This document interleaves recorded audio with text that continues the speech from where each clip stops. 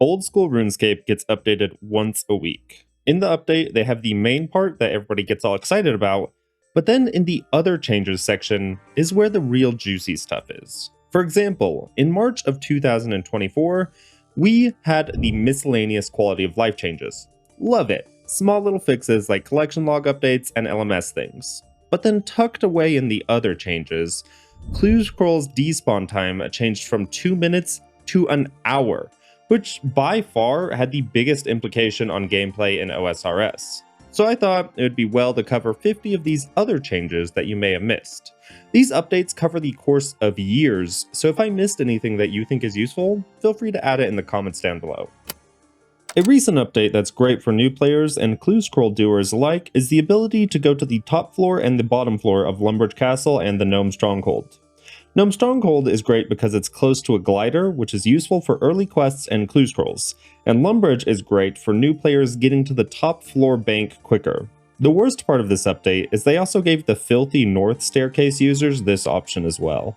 If you have a teleport crystal and you DC in either the Theater of Blood or the Tombs of Amaska, it will now activate and save your hardcore Ironman status. If Jagex keeps making these quality changes, I may bring back the PvP hardcore Ironman. You can now revert your tormented synapse and freely make another weapon. This was kind of possible in the past by having somebody PK you and then you would pick up your own synapse, but now the process is much easier. This should help a lot of Ironmen when Yama releases if they made the wrong weapon. Be careful about dismantling Emberlight, you'll need another 30 ancient shards if you decide to do that. In the Tombs of Amaska, if a cursed baboon wanders over to your tile, you will now have an extra tick to escape before you are inflicted with venom. From the settings menu, you can now disable camera shake in various places. This has been extremely nice on my eyes while farming white lights in the Chambers of Xeric. Most emotes have been giving a looping animation. This is my new favorite way to AFK while waiting on people to get ready for raids. Also, I found a cool thing where if you click the party animation and then you loop it right after, you won't be doing the dance, but you will have the light effects around you, and you can still gear switch while looping animations, so it can create some pretty cool effects. If you didn't know, in the bank settings there is a deposit lock option. You can pull up a window and lock a slot, so when you hit deposit all, that item won't be deposited. This is pretty nice for most killing activities where you want to hold on to a couple of items. So they updated this where you can right click in your inventory to lock a slot. And because it's now a menu option, we can use the RuneLight plugin, the custom menu swaps, to set it to a hotkey to easily lock and unlock slots. Wintertot has a warm item system. To get the maximum benefit, you want 4 pieces of warm clothing equipped. If you did the Slayer grind before Wintertot, you may have a Slayer helmet. And good news for you is that this now counts as a piece of warm clothing. Everyone's favorite skill, Runecraft, not runecrafting, got an update to the pouches. They now dynamically fill and empty depending on if they have essence in them or not. There was a plugin that kind of did this in the past, but it was a bit buggy in my experience, and this also makes it so runecrafting on the official client or mobile is much smoother. Clue openings in the past were very annoying because after you got a master clue, you had to kind of just stand around for 30 seconds because there was a strange 30-second cooldown that Jagex implemented. Luckily, they removed this cooldown, so once again, you can spam open your clues for your friends on Discord. At least, until stackable clues come into the game and we have to take a break every 5 master clues. Let's make a deal. For everything you learned from this video, you give me 1 like and 1 subscribe. So if you learned 50 things, you gotta give me 50 likes and 50 subscribes. If that doesn't make sense, then I don't know what to tell you. Blighted items are cheap supplies that function just like their regular counterparts, except you can only use them in the wilderness or PvP worlds. But now you can use them in Ferox Enclave or the Mage's Bank, so you can pre-pot an angler before doing Mage Arena or hunting your dragon pickaxe.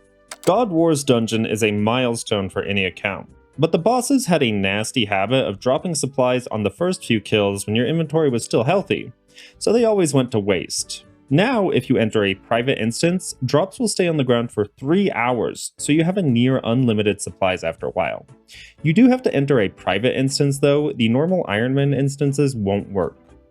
Using 250 firelighters on a phoenix will now permanently unlock that pet's color, much like how other pets with transmogs work. I was not lucky enough to get a Phoenix yet, so I'm demonstrating on the TOA pet because it's a similar menu. Also, while I'm talking about the TOA pet, here's a fun fact. Very few pets in the game can run. Most of them walk and can't keep up with you. The Baba Transmog for the TOA pet is one of the few pets that can run. If you drop the TOA pet as a Baba Transmog and then turn it into a different pet, that other pet will still run. This is how you can get a zoomy Zebo. When Jagex released the Blood Torva kit, they slimmed down the original Torva as well. A lot of players were not happy with this, so Jagex added the old Torva files into the game so you can use a RuneLite plugin to wear them. I'm not a huge fan of the old Torva, but based off of the old Twitter comments I saw, a lot of people really liked it. As somebody who just got 99 construction through Mahogany Homes, I wish I had had this update. When using the NPC contact spell to get a new contract, there is now a last contract option to make things even quicker and easier. This, along with being able to left-click destroy and build furniture, makes Mahogany Homes so much better. For years, there was a bug with superior Slayer monsters where if they didn't have enough space to spawn, they just wouldn't. And of course, we play old-school Runescape, so these spawn maps were a bit buggy. It was bad enough that players began making maps of which tiles to not kill the Slayer monsters on. Thankfully, in one of the legendary Other Changes fixes, they fixed this. To this day, I still avoid killing Slayer monsters against walls because I fear missing out on superior Slayer drops. Project Rebalance promised a lot of things. One of those things was a buff specifically to the Inquisitor's Mace. 2.5% damage and accuracy per Inquisitor armor piece for a total of 7.5%. And this wasn't a set effect, so you could combine the mace with the Slayer helm, the Inquisitor top, and the Inquisitor bottom, and you had a really good Slayer weapon. But when the Project Rebalance went live, it was a set effect. Luckily, about 4 months later, they changed it to how it was promised in the blog, and of course it was added in the Other Changes section. We have all been there. You run out of run energy, so every time you regenerate a little bit, you click that button again. Luckily, Jagex added a threshold to auto-enable it. If you set the threshold to 1, every single time you regenerate a little bit of energy, you will begin running again. The threshold works no matter how you recover energy, either through a potion, a pool, or just naturally. There are a lot of speedrun strategies that Ironman just aren't allowed to do in chambers. One of those is taking the Keystone Crystal and dropping it so somebody else can telegrab it. This update allows Ironman to pick up the crystal if somebody else got it. So please let me in your speedrun teams now. I promise I can contribute. This is 3 different Other Change updates all wrapped up into one. So you can forgive me later when I include one update that you may have missed but wasn't technically included in the Other Changes section. These 3 updates made the process of making Gothic rests much simpler. First of all, you can now fill empty cups with Humidify. Secondly, you can now heat the cups of water on a range instead of having to use a bowl of hot water on the cup. And finally, you can add all of the herbs to the Gothic's rests at once. This really streamlines the process for an item that is very useful for speedruns and Theater of Blood. Don't make the mistake I did and turn all of your Guams and Marintils into unfinished potions. Many Ironmen have ruined their week-long brewing process by running near Trouble Brewing. For some reason, when you went near Trouble Brewing in the past, if you were brewing a beer, this would cancel the effect of the stuff. The stuff is commonly used to make a mature Greensman ale that is used for a master clue step. So having the effect ruined wasted a lot of your time. You are probably used to dismissing this kissable fellow, but if you do go ahead and kiss, or pat him, you are awarded with a frog token. Jagex made it so you can turn these frog tokens into Thessalia for an experience lamp, and you can go ahead and bank these tokens. I know one of you lunatics have hundreds of these banked in preparation for sailing. If you're slow like me, you've probably had plants decay at Tithe Farm. Thankfully, a plant that is fully grown will no longer decay in Tithe Farm. In January of 2023, Jagex prevented the ability of alching ecumenical keys. This used to be a decent moneymaker for Ironman. Now you can sell them for 61,500 GP each to the Lesser Fanatic in Edgeville, as long as you've completed the Hard Wilderness Achievement Diary. When cremating shades for the Shades of Morton minigame, the items will now stay on the pedestal for 5 minutes instead of 30 seconds. Other players cannot see your items during this time, so feel free to do an entire inventory at a time and then take it all at once, unless you're really slow. If you lose an imbued salve amulet in the wilderness, you will now be refunded the nightmare points that it cost to imbue it in the first place. Because salve amulets are so strong against revenants, this makes these free to risk because the base amulet is so easy to get. You can also now freely unimbue items and re-imbue them as well if you have a couple items you want to switch between, but you can't be bothered to do more Nightmare Zone. The Barbarians can teach you how to smash vials and pots. You used to have to go to them to toggle this setting, but now you can simply find it in the settings menu to turn it off and on when you want. This is useful for Chaos Elemental especially. With the addition of Hunter's Rumors, Falconry became much more popular, but it's annoying to always carry GP. Thankfully, Jagex added a one-time payment fee to have unlimited access to this guy's bird. Switching between the Lightbearer and another ring used to be really annoying because it would reset all of your special attack energy. It's still pretty annoying to get the ring switch timing right, but it's a little bit better. Now, if you equipped a Lightbearer past about halfway of a regeneration cycle, you won't lose all of your special attack, but you'll lose a lot of it. And if you equip a Lightbearer past 75% of a regeneration cycle, you barely lose any time on regenerating your special attack. It's still annoying to micromanage this ring switch, but it's a bit better now. If you ever have trouble navigating the collection log and it's over 1,500 items, fear not. There is a search button. You can easily search for items or specific pieces of content depending on what you want to find. And if you click on the section, it will bring you to that piece of content in the log. I showed this off in my Chaos Elemental guide, but because the Chaos Elemental is so quick and easy to kill, the biggest thing that slowed down the kills was the respawn timer. This was changed as a other change and was reduced from 1 minute to 15 seconds, making this a much more viable option for that dragon pickaxe, especially with the safe spot methods. This is easily one of my favorite other changes, which is the rune pouch configurations. You can configure the rune pouch to have 4 different loadouts to quickly gear for activities. I use this multiple times a day, every single day. Even if I don't log on to Runescape, I still use this feature, I swear. In Cerberus, you used to have to go to the winches at the end of a path to hear if anyone was fighting Cerberus in that section. But now you can speak to the Keymaster in the middle and hear all 3 directions at once, so you don't have to run down a path for no reason anymore. This is the update I mentioned earlier that wasn't listed as an other change, but I recently learned a lot of people don't know about this, so it seems fitting to include because it was a fairly small update. Otto Godblessed can now offer barbarian farming training to you. This makes it so you no longer need a seed dipper. Not only is this useful for farm runs, but it's nice for Chambers of Xeric as well. He will also teach you how to smash pot plants after you plant a tree. You're a brash barbarian breaking bots. To access the wilderness bosses, there's a 50,000 GP fee. It makes sense to have to risk something given how profitable these bosses are, so if a PKer kills you, it makes sense they should get the GP. What doesn't make sense is if I pay the fine, don't die, log off for a week, and then I go do a clue scroll that's in the wilderness, and then I get PK'd, for some reason I still lose that boss fee. Thankfully, the other changes section came to our rescue and made it so if you leave the wilderness and come back, you will no longer lose this fee.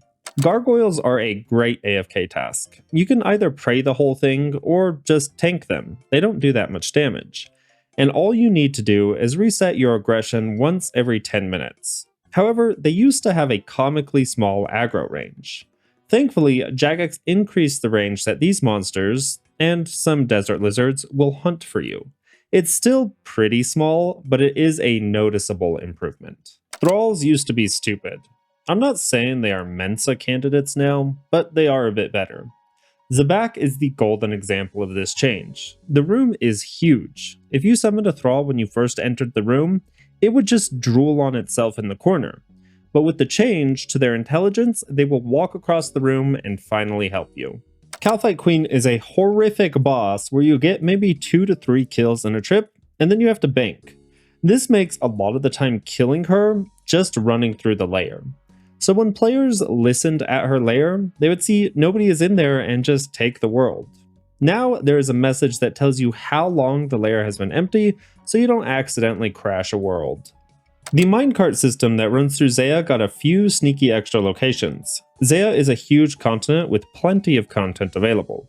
These additional minecart locations make navigating this landmass much better, especially at lower levels. I know when I was red Xing Lizardman Shamans on my alt account, the minecarts were very useful to get the alt back to the Shamans. For years and years, it was efficient to only build the rooms necessary for the player-owned house. The larger your house was, the more time it took to load, and because you teleport to the house so often, you wanted a short loading time. This is a huge bummer to me, as the house is so customizable and cool. Luckily, with a little engine magic, all house sizes load the same now, so I am free to keep the efficient part of my house near the portal, but then place just a ton of gardens and change the layout of my house to something that pleases me a bit more. Although I am still pretty upset that Jagex didn't give us the elf house theme they said they would. As an avid AFKer, I got a lot of my planks for construction by AFK chopping teaks or mahoganies in Perfidness. When I was going for 99 construction, I had to go through the agony of adding the planks to the plank sack, therefore decreasing my AFK time. But now they will automatically be added to the sack when you make them. If you don't know, you can click on your compass and it will automatically face north. This is useful in a few skilling methods and even things like Chambers of Xeric, but it doesn't affect the vertical angle. If you want it to affect the vertical angle, you can find this new setting and toggle it on, and every time you reorientate the camera, it will set the vertical angle to default as well.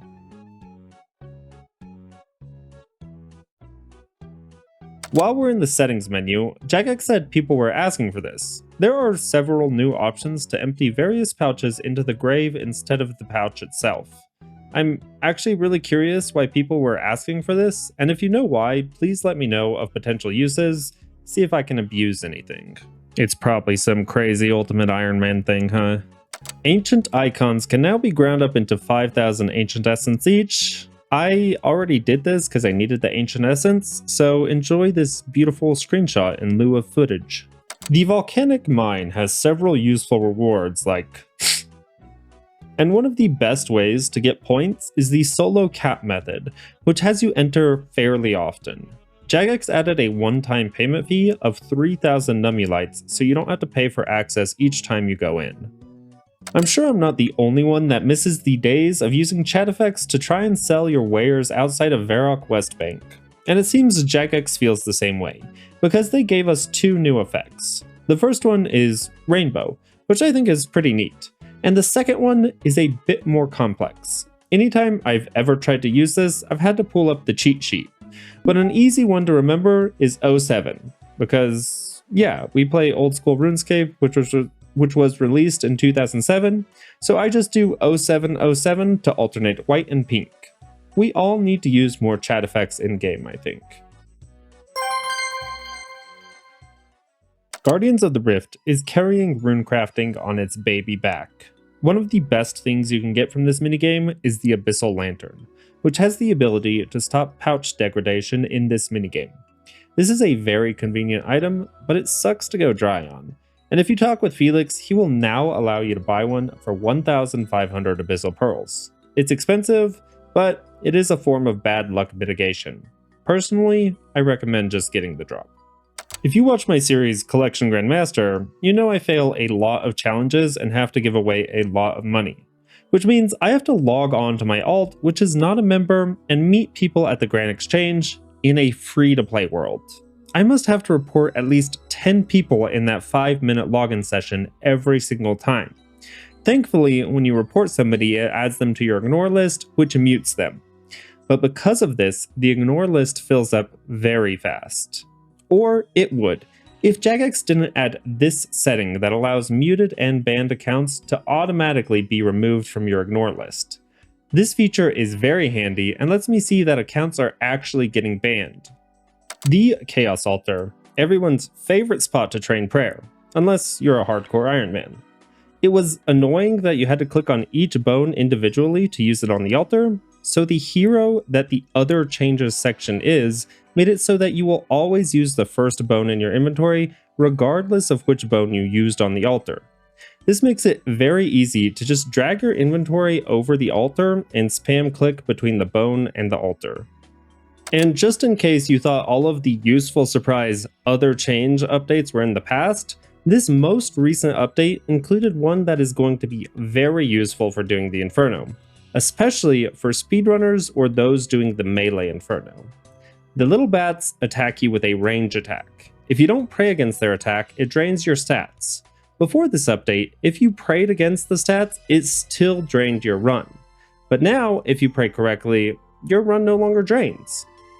So there it is, 50 old school RuneScape updates that impact everyday gameplay that were tucked away in the other changes section.